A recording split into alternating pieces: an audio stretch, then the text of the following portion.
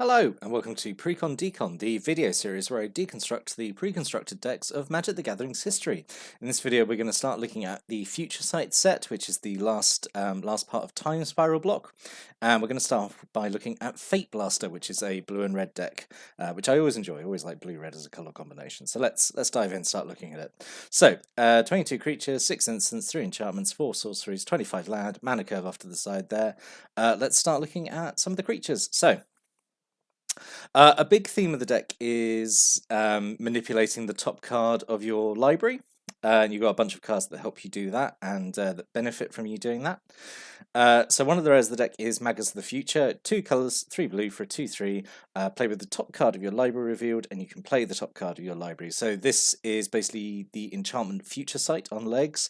So all the Future Sight Magi are enchantments. But yeah, they're referencing enchantments, but they're creatures, and it's also a 2/3. So obviously, you know, as a 2/3, it's very expensive, but like that effect is very, very good. Essentially, it's always giving you an extra card in your hand, and if you can keep casting stuff at the top of your library, it's kind of then like card draw as well. And you've got so many ways to manipulate the top of your library. This helps you know when you need to do it. So yeah, basically like a really actually perfect rare to have in this deck, I think.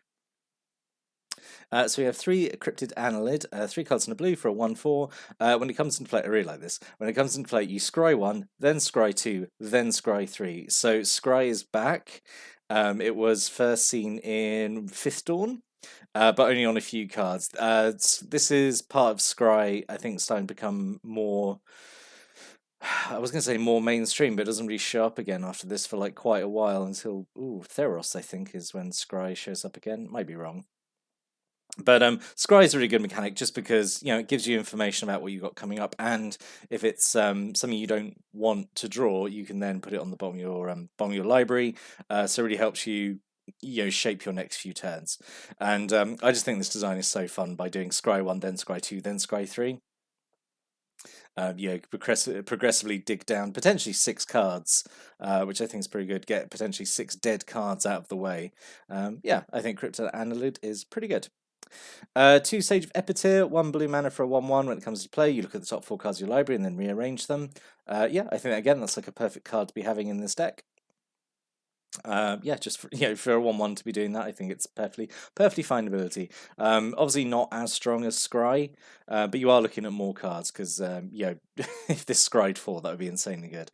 But yeah, I think this is perfectly fine. And then 2 Vidalcan Ether Mage. So let's talk about the gimmick of Future Sight, which is future shifted cards. So in Time Spiral we had time shifted cards, which were old cards with their, you know, reprinted in the classic frame with their original art, but you know, with like a purple expansion symbol, which makes them modern legal. So that was that gimmick, stuff from the past. Planar Chaos was color shifted, which was cards in like a slightly modified version of the frame to represent them being from like an alternate reality, an alternate timeline of Magic the Gathering, where the color pie was slightly different. So now in Future Sight, we have future shifted, and they are in this. Honestly, I really don't like this frame at all. I think it's really, really ugly. I don't like it at all.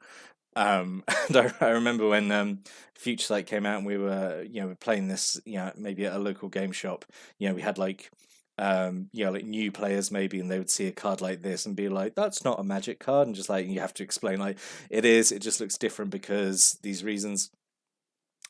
So Wizards, please never make this a future card frame, because it's not great.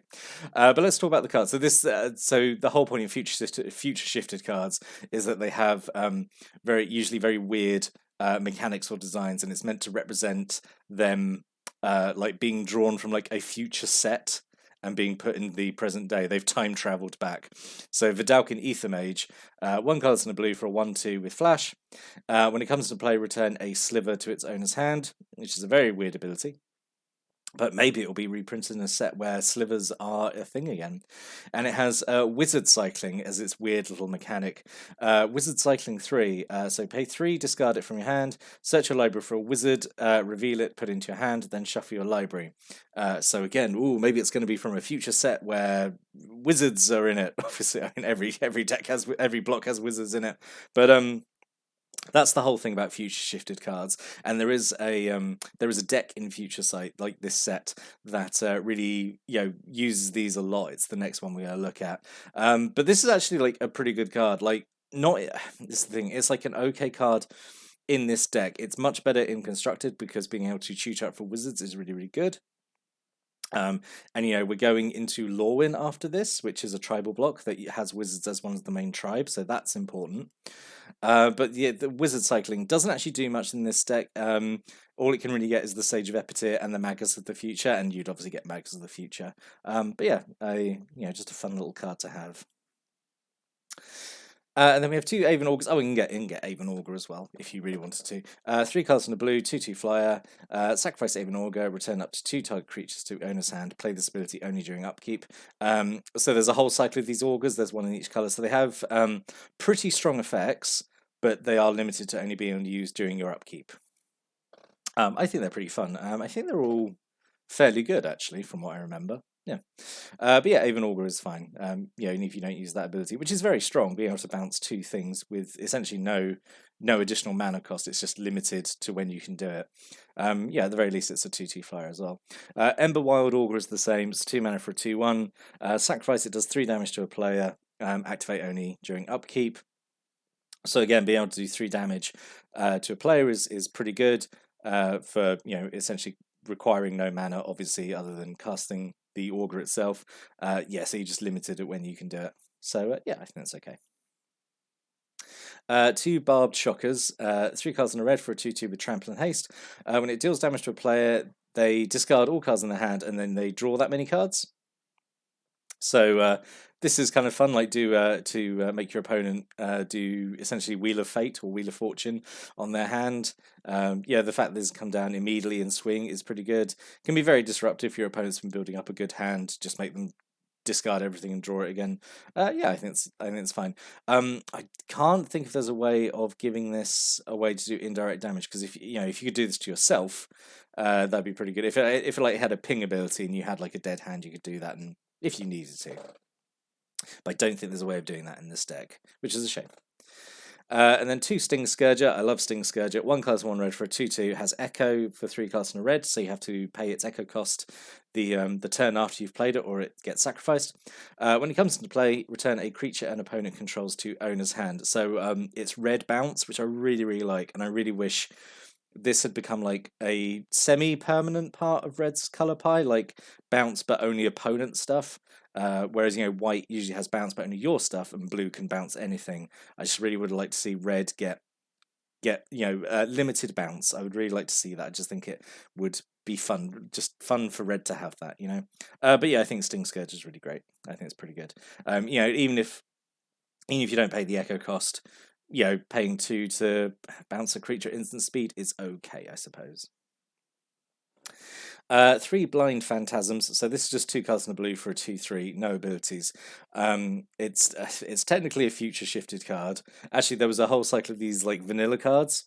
Then they have no abilities, but they count as being future shifted for some reason. But I really wish. I know we don't really see like creatures with no abilities these days. Like it feels like pretty much every creature has at least a keyword ability or an enters the battlefield ability, something like that. Or a sets keyword mechanic. But I really wish that this had set a precedent, and that like from this point on, like creatures with no abilities just had no text box and just had like the full art. I think that would have been incredible going forward. But I mean that wasn't to be. That was a glimpse into the future that didn't prove right. There was actually I think there was oh god, what was it? This is really off topic, but there was I think it was the Signature Spellbook collection. I think it was for Garrux, and one of the cards in it was, I think it's just like a 7/3 vanilla creature. It has no abilities, but because of the way the card frame was designed, it did have a text box, because all the others had text box, but it was a completely empty text box, and it looked so weird. I just think if it'd been full art like this, it would have been incredible. But anyway. But yeah, blind. I mean, it's 3 mana for a 2/3. It's obviously not wonderful, but it's fine for blue. Bold Weir Intimidator, who has been reprinted. He actually gets reprinted not Yeah, it is in the next block, Lorwyn. So 5 colours and 2 red for a 5/5 has the best line of text of rules text in the game. I think cowards can't block warriors, which I just love. I just love it. It's so evocative. So you can spend 1 red to turn a creature's type into coward until end of turn, and pay 2 and a red to make a creature become a warrior until end of turn. This is just super fun. I really like Boulder Intimidate. Probably a little expensive, but the fact he can just make a bunch of creatures into cowards and then they can't block him, I think it's just super, super fun. A single Dan. So this is a time shifter card. So double blue for a 4/1. Can't attack unless defending player controls an island, and if you control no island, sacrifice Dan. So it's like the old island home ability. I just think this is very good. At the very least, it's like just a very big blocker, I suppose. But yeah, it's not great. I'm not sure why this was included, honestly. Uthden Troll, this is okay. Another time shifter cards. 2 cards in a red for a 2/2. 1 red regenerate. Yeah, I think that's perfectly fine. Regeneration for a single mana is always very, very strong. So the other rare in the deck is Shapeshifters Marrow, which is one of these future shifted cards. So 2 colors and 2 blue for an enchantment. At the beginning of each opponent's upkeep, that player reveals the top card of their library. If it's a creature card, the player puts the card into their graveyard, and Shapeshifters Marrow becomes a copy of that card. So it's kind of like a clone effect where you're also milling your opponent, but only by 1. Obviously, you've got no control over what. Well, I mean, you do have some limited control, as we'll see. You have a few ways in the deck of manipulating what the top creature of an opponent's deck could be. But aside from those, like this is like a real gamble to take. This essentially stays out.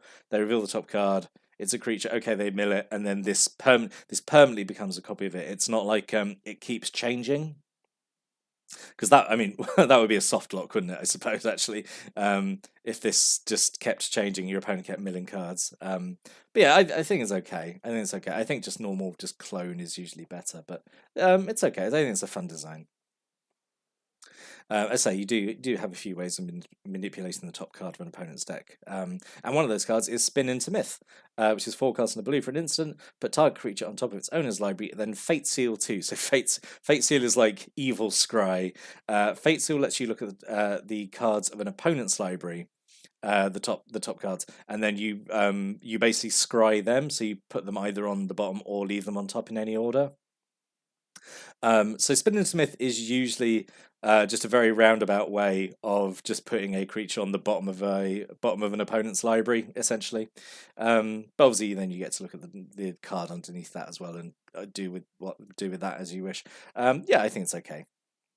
Or use on a creature that's maybe not so great, and then they're stuck with that next turn as well. I don't know. It's fine. I think it's a Fate Seal is a sort of a fun ability. I think. Well, is it fun? I don't think it would be fun to be on the receiving end of it, but yeah, I kind of wish more things used Fate Seal in the set, because not really. The thing is, like, it introduced so many of these weird little keywords as part of the future shifted cards. We didn't really a lot of these abilities only show up on one card, 2 Ventus Diffusion, 2 cards in the blue for an instant, return a non-land permanent or a suspended card to its owner's hand. So this is a kind of a cool way of interacting with suspended cards. If they've suspended something on like earlier in a turn, it's ticked down, you just bounce it back and be like, you have to suspend it all again, or just hard cast it. Yeah, I think it's fine as a bounce spell, and it's perfectly okay.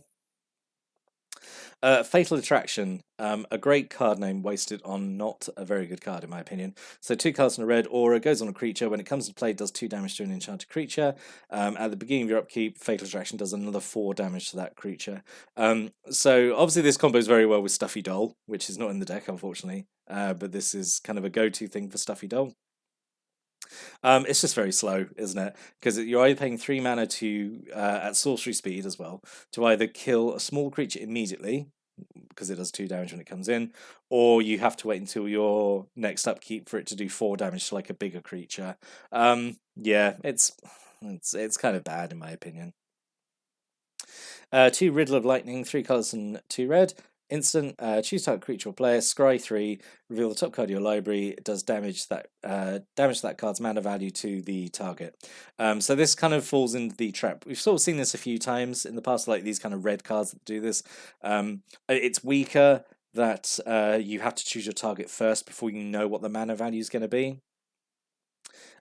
Which kind of can kind of be a feel bad moment. Like it would obviously be much stronger if you knew what the top card mana value was going to be, and then you chose your target, obviously.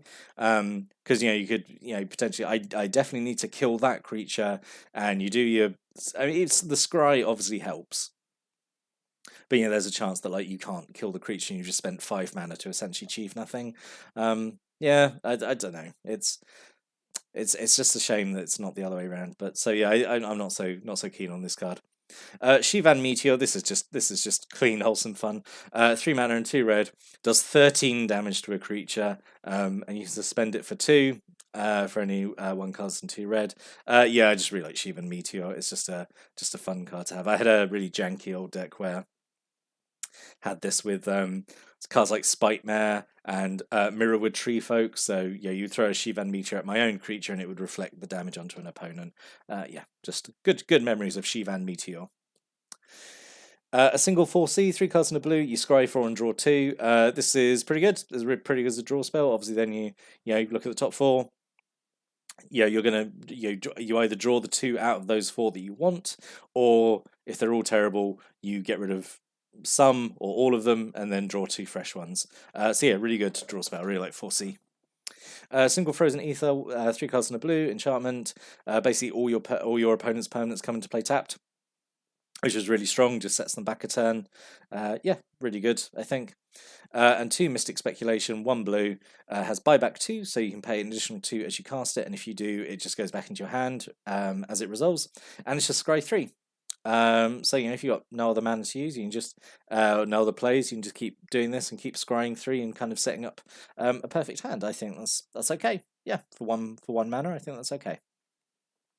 As I say, plays into the theme of manipulating the top card of your deck. Anyway, so what could have been? There's a few cards in here that I think are not great. Definitely a few that could have gone in. So I thought Erratic Mutation from Planar Chaos, because it's kind of like Riddle of Lightning in that it you have to choose a target first, and then you do all this. You do the top card of your deck, and it does an effect depending on mana value. So this kind of says this can either be a pump spell or like a janky removal spell. Just think it would have fit in with the theme. Temporal Eddy just bounces a creature or land back to the top of owner's library. So yeah, I think that's pretty good. Essentially, like time walks them. Stormcloud Djinn, I don't think particularly fits the theme. I just wanted to put Stormcloud Djinn in. It's 5 mana for a 3/3 flyer. Can only block creatures with flying, and you can spend 2 red to give it +2/+0 until end turn. But it also does 1 damage to you. I just thought I'd put it in because it's a blue-red card. And Truth or Tale, this is kind of like a janky. This is like we have factual fiction at home. So 1 blue for an instant reveal the top 5 cards of your library, separate them into 2 piles, and opponent choose one of those piles, put a card from the chosen pile into your hand, and then put all the other cards revealed on the bottom of your library in any order. So yeah, it's very, very gimped factual fiction. But it's fine for 2 mana instant, I suppose. Anyway. So what also could have been, this is kind of a weird choice here. So slivers. Just some blue-red slivers. Could have had that. So we had Mesmeric Sliver and Homing Sliver. I think this could have been interesting. So Mesmeric Sliver gives all slivers, when they come into play, they Fate Seal 1. Homing Sliver has Sliver Cycling, which lets you search up your slivers. Screeching Sliver makes someone mill, which is a good way for you to get stuff back to the top of an opponent's library, or you've got stuff on top of your library that you don't want. Because you've scryed it, you can just mill it with Screeching Sliver. And Frenetic Sliver is just this kind of fun card. 2/2, and all slivers have 0. If it's in play, flip a coin. If you win the flip, it goes back to... oh no, it gets... Yeah, remove this creature from the game and return to play. It flickers, yeah, that's it. Which would go with Mesmeric Sliver, I thought. But yeah, I just thought this could have gone in a very, very weird way with, and also you've got the Vidalcan Ether Mage who can bounce slivers as well. So yeah, I just thought that could be an interesting. This is an interesting alternate route. It could have gone like blue-red slivers. I don't know. I just wanted to show off slivers. So in summary, I think this is okay. Actually, I think the theme is fun. Manipulating the top card of your library. I just don't feel there's maybe like enough cards to make it really work too well as a theme. Because really, I mean, I'm not actually looking about. I'm not really entirely sure what the win condition is meant to be. I suppose. I think you're just kind of what slowly bouncing stuff, and essentially getting so you're doing your thing. You're manipulating the top card of your deck. But like, how are you winning? You've got like some flyers, I suppose. You've got some burn, but I don't think there's any like really big creature in here or big spell that like would really turn the tide. That really would really let you go for game. I think it'd be a very slow, grindy game playing with this deck. But I say the theme I think is still pretty fun. But that's my opinion. I never actually owned this deck. I never played it. But if you had this deck and you played it, and you've got experiences or opinions or stories you want to share about this deck, please put a comment below. I always love reading people's comments about these decks. Yeah, I really enjoy it. But I'll be back next time. I'm going to look at another future site pre-constructed deck. But until then, thank you for watching and listening, and have a great day.